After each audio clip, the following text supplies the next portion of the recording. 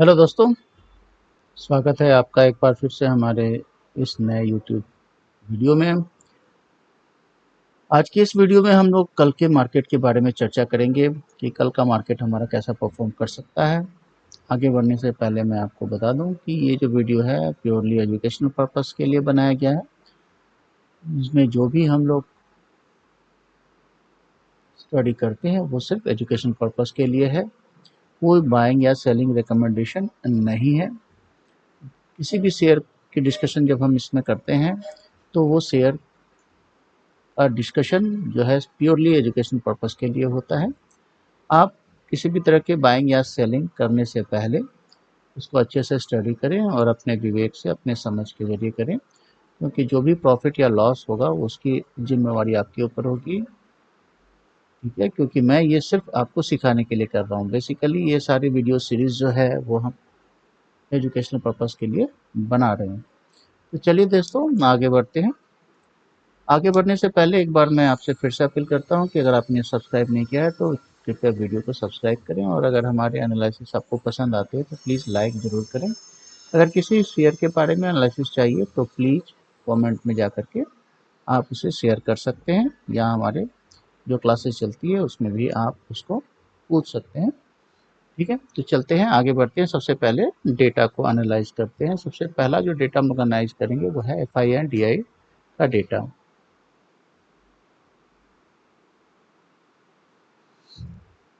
दोस्तों सबसे पहले ये मैं बता दूं आपको कि लगातार आपने देख रहा होगा कि 28 में, 27 में, है ना, 29 में तक एफआई ने कैश में बाइंग किया था, और बाइंग की जो क्वांटिटी थी ऊपर नीचे हो रही थी, और एकाएक जो कि लग रहा था उन्होंने 30 फ्राइडे को एफआई ने कैश मार्केट में स्ट्रॉन्ग सेलिंग करी। वहीं डीआई ने कैश मार्केट में अगर आप ध्यान दो तो काफ़ी ज़्यादा 9,095 करोड़ का, ऑलमोस्ट 10,000 करोड़ की डाटा, 9,100 करोड़ की उन्होंने कैश मार्केट में बाइंग करी। एक पॉजिटिव डाटा था डीआई के तौर पर। एफआई ने शॉर्ट की है, लेकिन आपको पता होगा कि मार्केट बंद होने के बाद जो हमारे जीडीपी के आंकड़े आ गए। जीडीपी का आंकड़ा बहुत ही बेहतरीन आया है।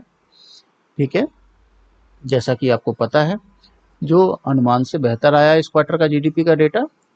तो कहीं ना कहीं ऐसा जरूर लग रहा है कि शायद एफआई जो है शॉर्ट करके थोड़ा सा फंसे हुए हैं जरूर। बाकी देखते हैं कल का मार्केट कैसा रहता है, थोड़ा संभल करके काम करना है। अब एक बार और हम लोग देख लेते हैं कि ग्लोबल डेटा इस समय क्या कह रहा है, उसके बाद थोड़ा सा हम न्यूज़ एनालिसिस भी करने जा रहे हैं आज। तो ग्लोबल डेटा का अगर आप देखोगे तो आप यूएस मार्केट को देखोगे तो यूएस मार्केट में कोई बड़ी हलचल देखने को नहीं मिली है। डाउ जोन्स जहां फ्लैट टू पॉजिटिव क्लोज हुआ, वहीं पर S&P 500 और नैस्डैक दोनों जो है फ्लैट टू नेगेटिव क्लोज हुए। यूरोपियन मार्केट में ब्रिटेन का मार्केट और जर्मनी का मार्केट फ्लैट टू पॉजिटिव, जबकि फ्रांस का मार्केट 27 पॉइंट से नेगेटिव क्लोज हुआ। 31 मई को जो लास्ट गिफ्ट निफ्टी का जो हमारे पास इसकी जो वैल्यू आई है वो आई है 2:26 मॉर्निंग में। जो लास्ट था जब मार्केट ओपन था उस वक्त जो है 60 पॉइंट पॉजिटिव गिफ्ट निफ्टी दिखा रहा था। ध्यान देना है कि 31 मई को शनिवार था, है ना, और उसके पहले जो है हमारे जीडीपी के आंकड़े आ गए थे। निकेई जो बंद हुआ था 467 पॉइंट नेगेटिव, स्ट्रेट टाइम भी नेगेटिव, हैंगसेंग भी नेगेटिव, ताइवान क्लोज था, कोस्पी जो है negative, Jakarta negative, Jakarta close ही था, संघाई नेगेटिव। तो लगभग और एशियन मार्केट, ज़्यादातर मार्केट नेगेटिव क्लोज हुए थे। अब कमोडिटीज़ की बात कर लेते हैं। ब्रेंट क्रूड जो है वो स्लाइटली 65 के थोड़ा सा ऊपर ट्रेड कर रहा है। गोल्ड में भी थोड़ी सी नरमी आई है। तो अब ये 65 के आसपास ब्रेंट क्रूड है, तो बहुत ज़्यादा कोई दिक्कत वाली बात नहीं है। डॉलर इंडेक्स स्लाइटली बढ़ा है, लेकिन अभी भी 100 के नीचे है, ये भी पॉजिटिव है। 5 पैसे से डॉलर मजबूत हुआ है, और अभी जो है आईएनआर की प्राइस 85.57 ट्रेड कर रही है। 86 के नीचे अभी ठीक ही माना जाएगा। तो मैंने जहाँ तक बताया कि जीडीपी के काफ़ी अच्छे आंकड़े आ गए, उसके बाद जो है जीएसटी कलेक्शन के आंकड़े भी आ गए हमारे पास। तो जीएसटी कलेक्शन जो है, gross GST collection surges 16.4% to rupees 2.101 lakh crore in May. तो मई में भी जीएसटी के कलेक्शन के आंकड़े काफ़ी अच्छे आए हैं। और सबसे इम्पोर्टेंट बात ये है कि कुछ स्टेट जो लैग कर रहे थे डेवलपमेंट में, उन स्टेट्स में भी जीएसटी के आंकड़े जो है काफ़ी बेहतर आए हैं पिछले मंथ के मुकाबले, है ना। जिसमें कि आपको देखेंगे बिहार, सिक्किम, अरुणाचल प्रदेश, नागालैंड, मणिपुर, त्रिपुरा, मेघालय, असम, लक्षद्वीप, अंडमान निकोबार, ये सभी जो है इनमें भी अक्रॉस जो ये जो डेवलपिंग या अंडर डेवलप्ड जो हमारे स्टेट्स हैं उनमें भी जीएसटी कलेक्शन ठीक ठाक इम्प्रूव हो रहा है। तो ये लग रहा है कि एक broader development across the country हो रहा है। तो ये भी एक पॉजिटिव आउटलुक दिखता है। ओके, तो हमने FIDI डेटा एनालाइज कर लिया, ग्लोबल डेटा, कमोडिटीज, करेंसी हमने एनालाइज कर लिया। अब आते हैं हम लोग निफ्टी के चार्ट पर आते हैं। ध्यान देना है कि हम जो ये सारी डिस्कशन कर रहे हैं वो 2 जून 2025 के लिए कर रहे हैं। आप निफ्टी का डेटा देखेंगे तो आपको एक क्लियर विजिबल होगा कि हमारा जो निफ्टी है एक दायरे में फंसा हुआ है काफ़ी दिनों से, और ये दायरा जो है लगभग 24,500 नीचे की साइड और ऊपर की साइड 25,100 के बीच में फंसा हुआ है। तो ये डेटा जो हम डे की बात कर रहे हैं, हमने जो डेटा लिया उसका टाइम फ्रेम डे का है। तो अब क्या हो सकता है, ठीक है। तो अगर आप बात करोगे नीचे, अभी इस वक्त जो हमारा इम्पोर्टेंट जो सपोर्ट लेवल है वो 24,750 का ही है, और थोड़ा सा फार साइड ले ले तो 24,721, 700 को मानकर चले तो लगभग जो है 24,700 के लगभग का हमारा सपोर्ट है। टू बी प्रिसाइज अगर हम देखें तो ये वाला कैंडल जो आप देख रहे हो ये है थर्सडे का कैंडल, उसका जो लो बना था वो हमारा इमीडिएट सपोर्ट 687 का 24,687 का आप मान सकते हो। और हमारा रेजिस्टेंस जो है, रेजिस्टेंस अगर मैं बात करूं तो ये वाला कैंडल जो आप देख रहे हैं, ये वाला कैंडल दिख रहा है, ये जो है 23 तारीख का, ये इसका जो आपने हाई देखा ये आपका रेजिस्टेंस बनता है। तो चलिए दोस्तों, पहले हम लोग एक फिबोनाची रिट्रेसमेंट ड्रॉ करते हैं, उसके बाद फिर हम लोग लेवल समझने की कोशिश करते हैं कि क्या लेवल हो सकता है।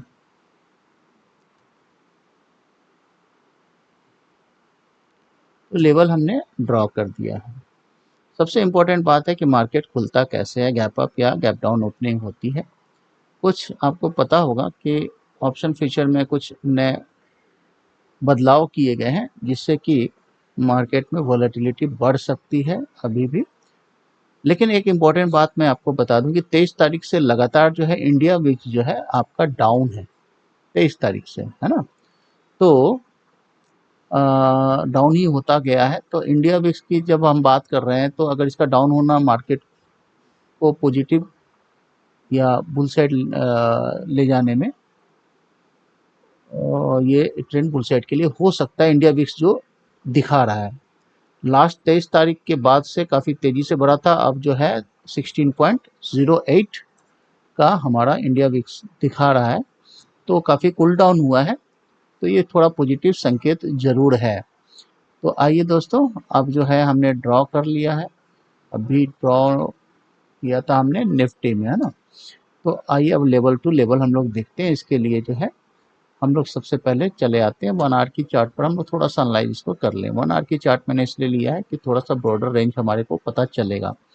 तो आपका जो है इमीडिएट जो सपोर्ट दिख रहा है, पहले सपोर्ट जोन को हम लोग देख लें, ये 24,682 का है। और इमीडिएट रेजिस्टेंस की अगर बात करें तो ये रेजिस्टेंस आपको दिख रहा है 24,829, और अभी है 24,750 पर। इन केस इसके ऊपर अगर खुलता है, गैप अप ओपनिंग होती है, हमारा फर्स्ट रेजिस्टेंस मिल रहा है 24,921 पर। अगर इसको भी ब्रेक कर देता है तो फिर नेक्स्ट 25,000 का है, और फाइनल 25,068 का लेवल, इसको तोड़ दिया तो 25,200 तक भी जा सकता है।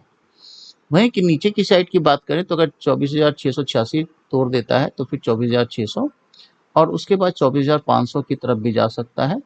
और स्ट्रॉन्ग सपोर्ट की बात करें, जो मेजर सपोर्ट है वो है 24,430 के लगभग का, ये बड़ा स्ट्रॉन्ग सपोर्ट है, इसके नीचे जाना नहीं चाहिए। इसके नीचे जाएगा तो फिर मामला थोड़ा खराब हो सकता है। ठीक है, तो ये हम लोग निफ्टी के बारे में, निफ्टी के लेवल को देख रहे हैं। ठीक है, तो मैं एक स्ट्रॉन्ग जो है आपका नीचे की साइड में मैंने सपोर्ट जोन लगा दिया है, और ऊपर की साइड में आपका रेजिस्टेंस जोन जो है उसको मैं ग्रीन से ड्रॉ कर रहा हूँ।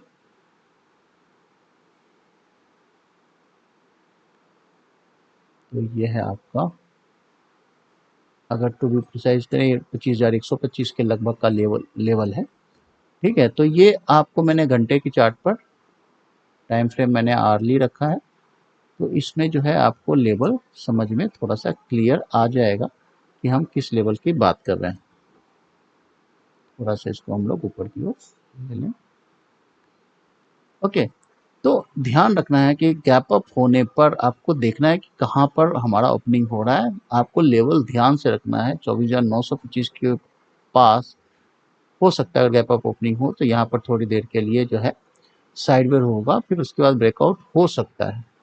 ठीक है, क्योंकि मैं ये बातें कह रहा हूँ कि जीएसटी कलेक्शन और साथ में जीडीपी के आंकड़े के बेसिस पर कर रहा हूँ। ठीक है, और एफआई ने शॉर्ट करके थोड़ी सी मुसीबत मोल ली है मेरे समझ से, तो बाकी तो देखते हैं कल क्या होगा। अगर, क्योंकि उनके पास पावर काफ़ी ज़्यादा होता है आपको पता ही है, तो मार्केट को वो थोड़ी सी प्रेशर दिन डालने की कोशिश करेंगे। तो देखते हैं क्या होता है, लेकिन मार्केट के संकेत तो पॉजिटिव साइड अभी फिलहाल के लिए दिख रहे हैं, जो कि हमारा India VIX BF Nifty show कर रहा है, साथ में जीडीपी के और जीएसटी कलेक्शन के आंकड़े जो शो कर। अब आते हैं हम लोग सेंसेक्स पर। तो सेंसेक्स पर भी हम लोग वही चीज़ें करेंगे जो हमने अभी निफ्टी पर किया था। तो पहले डे चार्ट पे चले जाते हैं। अब डे चार्ट पर अगर आप देखोगे तो आप एक रेंज आपको भी यहाँ पर भी दिखेगा, और ये रेंज अगर मैं बात करूँ तो ऊपर की साइड हमारा जो रेंज जा रहा है जो कि ब्रेक नहीं हो पा रहा है वो है 82,600 का लेवल। और नीचे की ओर अगर आप बात करें तो नीचे जो हमारा ब्रेक डाउन नहीं हो पा रहा है वो लेवल है आपका 80,850 का लेवल। तो यही हमारा लेवल रहने वाला है। तो आइए हम लोग पहले फिबोनाची रिट्रेसमेंट ड्रॉ कर लेते हैं, और हमारा जो नीचे का लेवल रहेगा वो 80,850 का लेवल रखेंगे। ठीक है, इन लगभग वैसे तो 80,860 दिख रहा है। ठीक है, यही लेवल रखते हैं। थोड़ा सा हम पहले इसको ठीक कर लें।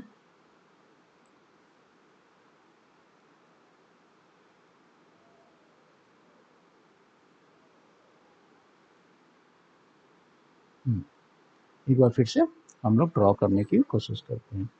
तो मैंने कहा कि नीचे का लेवल जो है 80,860 का, ठीक है, चलेगा। और ऊपर का लेवल देख रहे हैं तो 82,715 का लेवल, इसको 700 एग्जैक्ट करें तो मेरे को लगता है कि ये ज़्यादा बेहतर रहे। 82,000, ठीक है, 715 का लगभग लेवल है। तो ये हमारे को सपोर्ट और रेजिस्टेंस हमारा मिल रहा है। अब हम लोग आर्ली चार्ट पर जा कर के इसको अच्छे से एनालाइज कर सकते हैं। इसके पहले मैं इसको हटाऊं पहले। अब हम लोग आ जाते हैं आर्ली चार्ट पर, 1 आवर के चार्ट पर आ रहे हैं। ठीक है, तो ये जो है हमारे को एक क्लियर इंडिकेशन दिखा देगा। ठीक है, गैप अप ओपनिंग हो रहा है तो ये ध्यान रखना है ये कि कहाँ पर हमारा गैप अप कितने पॉइंट से ओपन हो रहा है। ध्यान रखें, अगर 82,000 के ऊपर ओपन हुआ तो फिर तो ये काफ़ी तेज भागेगा। ठीक है, इस बात का आपको ध्यान रखना है। तो ये जो है 82,700 को जल्दी ही टच कर लेगा और फिर 83,000 की तरफ बढ़ जाएगा। ठीक है, लेकिन अगर 82,000 के ऊपर नहीं खुलता है, अगर मान लो 81,800 के लेवल को खुलता है तो ध्यान रखना 82,000 के आसपास ये साइडवेज होकर के फिर जो है ऊपर की ओर मूव कर सकता है। जहाँ तक सपोर्ट की बात है, अगर ये डाउन गैप डाउन या फ्लैट होकर के नीचे की ओर मूव करता है तो हमारा फर्स्ट सपोर्ट जो मिल रहा है 80,860 का है। सेकेंड सपोर्ट 80,135 का है, और फाइनल जो सपोर्ट है हमारे को 79,728 का है, जो इधर इस वीक के लिए अभी हम लोग इसको इस रेंज को देखेंगे। ये बात हो गई हमारी सेंसेक्स की। ओके, एक बार निफ्टी बैंक को भी हम लोग एनालाइज कर लेते हैं। निफ्टी बैंक में थोड़ा सा ज़्यादा पॉजिटिव देखने को मिल रहा है। तो एक चीज़ और जो आपको पता होना चाहिए कि अभी 5 या 6 तारीख को जो है यूएस से एक डेलीगेशन आ रहा है, जो इंडिया यूएस के बीच में जो टैरिफ के लेकर के जो मीटिंग होनी है। तो अब क्या अंडरस्टैंडिंग बनती है दोनों कंट्रीज़ के बीच में, ठीक है, ये पता चलेगा। साथ में आरबीआई की भी पॉलिसी आनी है। और जहाँ तक आपको पता है कि हमारे जो है महंगाई के आंकड़े भी ठीक ठाक ही हैं, तो उस केस में अगर मान लो रेट कट फिर से अगर आरबीआई करता है, तो जैसा लोग एक्सपेक्ट कर रहे हैं कि जून महीने में हमारा नेगेटिव मार्केट रहेगा, मैं इससे पूरी तरह सहमत नहीं हूँ कि नियर टर्म में मार्केट बढ़ भी सकता है, ऐसा भी हो सकता है चीज़ें, तो ये ध्यान रखना है आपको। अब आते हैं हम लोग पहले निफ्टी बैंक को एनालाइज कर लेते हैं। तो निफ्टी बैंक के लिए सबसे पहला रहेगा कि हम लोग डे चार्ट पर आते हैं। डे चार्ट पर आए तो सबसे पहले हम लोग ये देख लेते हैं कि हमारा निफ्टी बैंक जो है इसका मेजर सपोर्ट और रेजिस्टेंस क्या है। तो मेजर जो सपोर्ट आपको दिख रहा है 54,657 का मेजर सपोर्ट है, और जो रेजिस्टेंस आपको दिख रहा है वो रेजिस्टेंस जो है, जो हाई लगाया था नियर में, ये था 56,131 का। तो मैं इसी के रेंज के बीच में लगाना चाहूँगा। अगर आप लॉन्ग टर्म पूरे वीक का देखना चाहते हैं तो अच्छा रहेगा कि 54,035 से लेकर के हम लोग ये 56,131 के बीच में लगाएं, तो वो और ज़्यादा बेहतर हो सकता है। तो आइए हम लोग इसी पैटर्न को लेकर के चलते हैं। तो हमने 54,030 का लगभग लेवल है, और उसके बाद जो है हमारा जो फाइनल रेजिस्टेंस है वो है 56,133 का। अब हम लोग आर्ली चार्ट पर आ जाते हैं, इससे हमारे को कुछ और बेहतर नज़र आएगा सपोर्ट और रेजिस्टेंस। तो सबसे पहले अगर हम बात करें इमीडिएट रेजिस्टेंस की, तो इमीडिएट रेजिस्टेंस जो है आपका बन रहा है ये, थोड़ा इसको हम लोग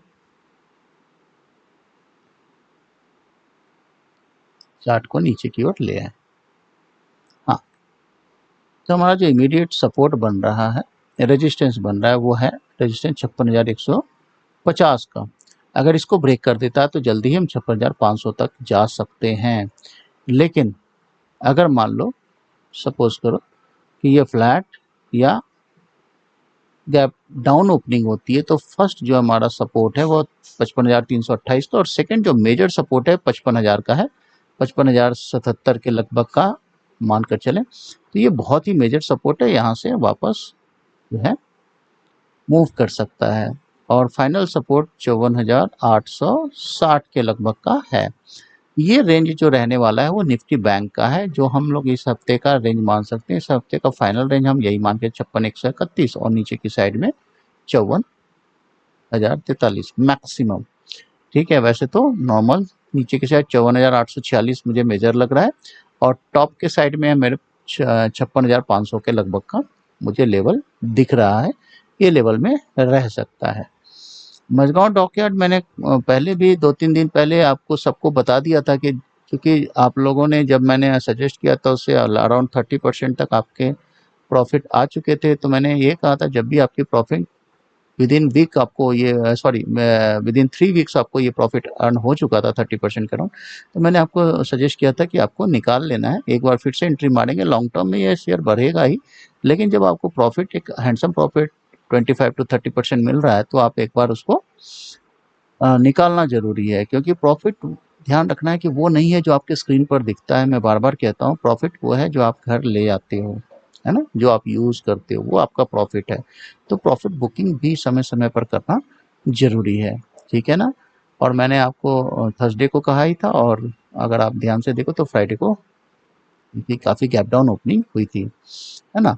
तो आपको शेयर के बारे में ये चीज़ें सीखनी है, अच्छे सीखनी है कि कब हमें प्रॉफिट बुकिंग करनी है, कब मार्केट में एंट्री करनी है, ये चीज़ें आपको ध्यान से पकड़नी है, ठीक है। उसके बाद ही आप बेहतर तरीके से अच्छा ट्रेडर्स या इन्वेस्टर बन पाओगे। इन्वेस्टिंग करने के ये नहीं कि आंख मूंद करके हम बैठे रह जाएं, ठीक है। आपको अच्छे समय का इंतज़ार करना है कि जहां पर आप प्रॉफिट बुकिंग भी कर सको, ठीक है।